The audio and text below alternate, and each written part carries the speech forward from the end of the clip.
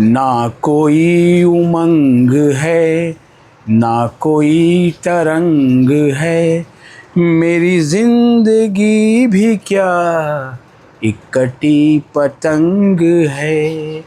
नमस्कार, स्वागत है आपका हमारे इस YouTube चैनल पर। मैं मुनमुन श्रीवास्तव आपका हार्दिक अभिनंदन करता हूं। गला मेरा रूंधा हुआ है, इसलिए नहीं क्योंकि मौसम ख़राब है, इसलिए क्योंकि CBSE के क्लास 12 के स्टूडेंट्स के साथ जो इनजस्टिस हुई है उसको लेकर पीछे लगभग 2 दिन से जो है वो मन बहुत व्यथित है। और आज सुबह जब एक कमेंट पढ़ रहा था तो आप में से किसी स्टूडेंट ने लिखा कि सर आप तो CBSE के हम बच्चों को भूल ही जा रहे हैं, हमारे साथ इतना कुछ हो गया, हमें ये भी कहा गया कि if you have not use the bus you miss the bus. और उसके बाद जो है हम क्या करें, हम किसके पास जाएं, कहाँ गुहार लगाएं।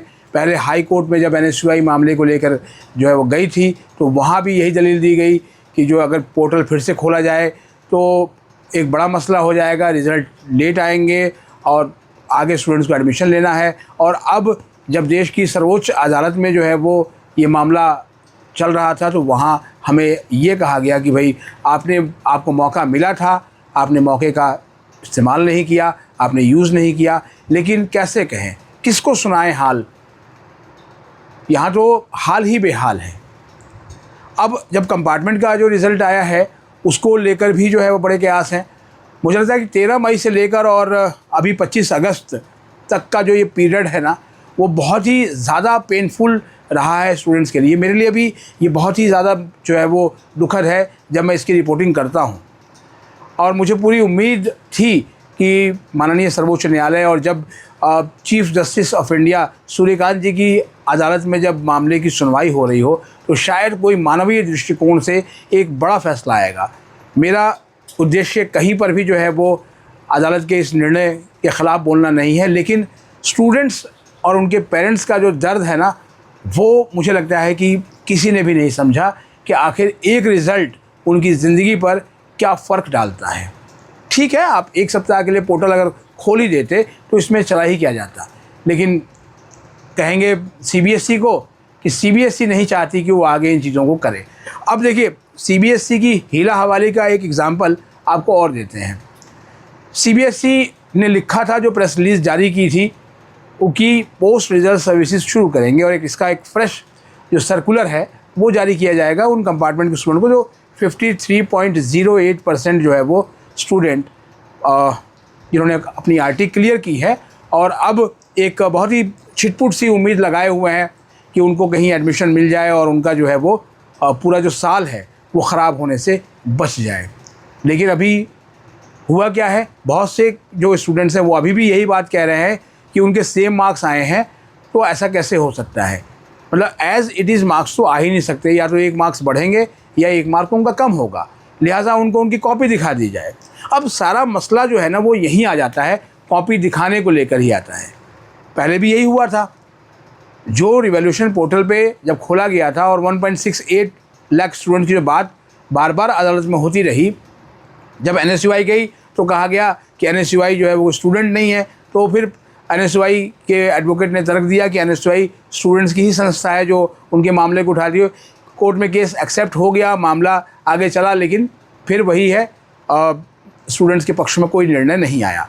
कहाँ तो डिमांड जो है वो 5 नंबर से लेकर 20-25 नंबर तक की ग्रेस मार्क्स की हो रही थी, लेकिन ग्रेस मार्क्स तो मिलना दूर की बात है, पोर्टल खोलने से ही अदालत ने कोई ऑर्डर पास करने से उस समय इनकार कर दिया। और यहाँ पर माननीय उच्चतम न्यायालय में भी जो है वो यही हुआ। अब स्टूडेंट आखिर जाएं कहाँ। कहा जाता है कि जब भी कोई समस्या होती है तो मुंह से निकलता है सी यू इन दी कोर्ट, लेकिन अगर न्यायालय से भी कोई जो है वो नाउम्मीद नज़र आती है तो फिर स्टूडेंट्स कहाँ जाएं, किसको गुहार लगाएं। मुझे अच्छे से याद है कि जब हाई कोर्ट वाले मामले की मैंने रिपोर्टिंग की थी तो उसमें कहा था माननीय न्यायालय ने कि CBSE उस स्टूडेंट्स की चीज़ों पर सहानुभूतिपूर्वक, जी हाँ ये वर्ड थे, सहानुभूतिपूर्वक विचार करे कि वो उनके लिए क्या मेजर स्टेप्स जो है वो ले सकती है। CBSE ने क्या स्टेप्स लिए ये तो CBSE ने अपने हलफनामे में बताया होगा, वो पब्लिक डोमेन में वो बातें नहीं आ पाई, लेकिन पब्लिक डोमेन में तो केवल यही चीज़ आई कि स्टूडेंट जो है वो सफ़र कर रहा है। और CBSE के इस जो हीला हवाली का फ़ायदा है वो कोचिंग संस्थानों को मिल रहा है। कोचिंग संस्थान जो है वो अलग अलग तरीके से अपने हिसाब से जो है वो मैनिपुलेशन करके चीज़ों को बता रहे हैं, और उनका जो पूरा उद्देश्य है वो स्टूडेंट्स की मदद करना कम, उनको अपना कोर्स बेचना और 2027 के एग्ज़ाम के लिए जो है वो उनको बताना, यही रह गया है। वो इसलिए भी कहूँगा क्योंकि जब कंपार्टमेंट का रिज़ल्ट आया तो ये चीज़ कही गई है। बहुत जगहों पे ये हो रहा है कि क्या जो है वो रिवॉल्यूशन पोर्टल खुलेगा। इसमें दो बातें हैं। एक तो रिवॉल्यूशन पोर्टल उनके लिए जो मिस द बस, जैसा कि माननीय अदालत ने भी कहा कि भाई आपने समय पे अप्लाई नहीं किया, आपकी गलती है, आप चूक गए, बस निकल गई।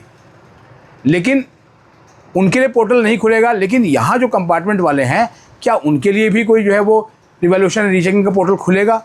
इसको लेकर एक बहुत ही कयास लगाए जा रहे हैं। एक डिबेट चल पड़ी है सोशल मीडिया के ऊपर कि क्या पोर्टल खुलेगा या पोर्टल नहीं खुलेगा। उसमें वो दोनों चीज़ों का जो है पूरा एक घालमेल, एक मिक्सचर कर दिया जा रहा है। लेकिन सवाल यह है कि आखिर सीबीएसई उनको साफ़ करने में क्यों नहीं जुटी हुई है। वो अपने एक जो है वो एक्स हैंडल पर जो है वो एक पोस्ट डाल दे कि हाँ इस डेट से शुरू होगी और उसका सर्कुलर ये आएगा। यही जो पर्देदारी है वो 13 मई और उसके बाद से जो है लगातार चलती रही, जिसने कि जो स्टूडेंट्स हैं उनके मन में जो है वो सीबीएसई के प्रति जो है वो काफ़ी एक विद्वेष पैदा किया। मैं अब जब बात करता हूँ कई पेरेंट्स से तो कहते हैं कि हम अपने स्टेट बोर्ड में ही पढ़ा लें, ज़्यादा अच्छा है, और सीबीएसई को छोड़ ही दें। और मुझे आज भी कहता हूँ कि अगर मुझे दिल्ली विश्वविद्यालय का एलुमनी होने का गर्व है तो मुझे सीबीएसई का स्टूडेंट होने का भी गर्व है, क्योंकि कभी इसके पहले ऐसी चीज़ देखने को नहीं मिली जो इस वक्त देखने को मिली है। ओएसएम को ही लगता है, क्योंकि ये जो सारे जब जितनी भी कवायद ये हो रही है उसमें ओएसएम ही एक बड़ा विक्टिम नज़र आता है पेरेंट्स को और स्टूडेंट्स को। अब ये है या नहीं है, ये भी तो प्रूव करने की बात है ना। देश के शिक्षा मंत्री बदल गए, नए शिक्षा मंत्री आए और वो ताबड़तोड़ जो है वो मीटिंग्स भी ले रहे हैं, लेकिन उन सभी चीज़ों में स्टूडेंट्स को एक उम्मीद नहीं दिख रही है। एनटीए में बड़े पैमाने पर जो है बदलाव किए गए, सीबीएसई में भी जो है उनके उच्च अधिकारियों को जो है वो बदल दिया गया, लेकिन स्टूडेंट्स के सेहत पर जो है वो कोई अंतर पड़ा, या आज भी वो अपने घर पर 2 रोटी की जगह पर मुश्किल से 1 रोटी भी उनके मुंह से चबाई नहीं जा रही है। क्यों? क्योंकि वो बेचारे रो रहे हैं, उनके माँ बाप रो रहे हैं, उनके साल भर की मेहनत जो है वो ख़त्म हो गई है सिर्फ एक निर्णय की वजह से। ओएसएम सही है या नहीं है, ये एक डिबेटेबल टॉपिक है। 2027 में ओएसएम के ज़रिए कॉपी चेक होगी कि नहीं होगी, इसको लेकर भी अभी से कयास लगने शुरू हो गए हैं, क्योंकि कंपार्टमेंट की जो कॉपियाँ हैं सीबीएसई क्लास 12 की वो मैनुअल चेक हुई, और ओएसएम की वकालत जो है वो तमाम कोचिंग संस्थान भी कर रहे हैं कि ओएसएम बहुत अच्छा था, ऑसम था, उसमें चीज़ें थी। क्योंकि जो ऑनलाइन माध्यम है, ज़्यादातर कोचिंग संस्थानों का जो माध्यम है वो ऑनलाइन है, और इसीलिए उनको ऑनलाइन में जो है वो बहुत ज़्यादा एक जिसे कहते हैं कि आकर्षण उनको नज़र आता है, और जबकि तमाम जो है विशेषज्ञ कह चुके हैं कि ऑफलाइन चीज़ें जो है वो ज़्यादा बेहतर से होती हैं, ज़्यादा बेहतर तरीके से अंडरस्टैंडिंग करने वाली होती हैं। इसलिए जब कंपार्टमेंट के एग्ज़ाम के पेपर चेक हुए तो रिज़ल्ट काफ़ी जल्दी आया, और उसकी जो है वो हमने अपडेट भी ली थी। नहीं तो कहा जा रहा था कि 20 अगस्त के बाद भी रिज़ल्ट आ जाए तो गनीमत है, और रिज़ल्ट जो है वो 12 अगस्त को आ गया था।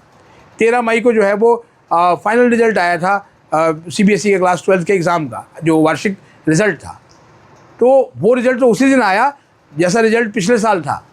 तो ओएसएम की वजह से उसकी ड्यूरेशन में कोई फ़र्क नहीं आया, लेकिन यहाँ मैनुअल चेकिंग हुई तो ड्यूरेशन में चेंज आया, लेकिन मार्क्स सेम रह गए। तो स्टूडेंट्स के सामने एक बड़ी जो है वो विकट स्थिति है कि आखिर उसके पास आगे क्या ऑप्शन है। सीबीएसई को बहुत जल्दी जो है वो क्लियर करना चाहिए। प्राइवेट कैंडिडेट्स के फॉर्म्स का भी स्टूडेंट इंतजार कर रहे हैं, उसको लेकर भी जो है वो कोई इस वक्त सूचना नहीं है।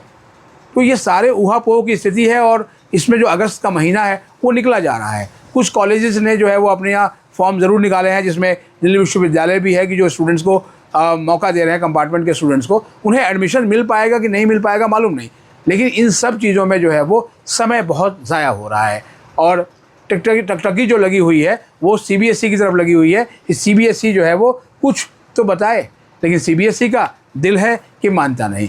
फिलहाल आपके जो सवाल हैं वो कमेंट बॉक्स में लिख दें, और ये वीडियो आपको अच्छी लगी हो तो लाइक करके हाइप ज़रूर दें, और चैनल को सब्सक्राइब ज़रूर करके रख लें, क्योंकि ये चैनल आपके बहुत काम का है। और आप सभी को मेरी ओर से शुभकामनाएं कि आने वाले दिनों में जो है वो अच्छा हो, और जल्द ही इस संबंध में कोई गुड न्यूज़ आए। नमस्कार।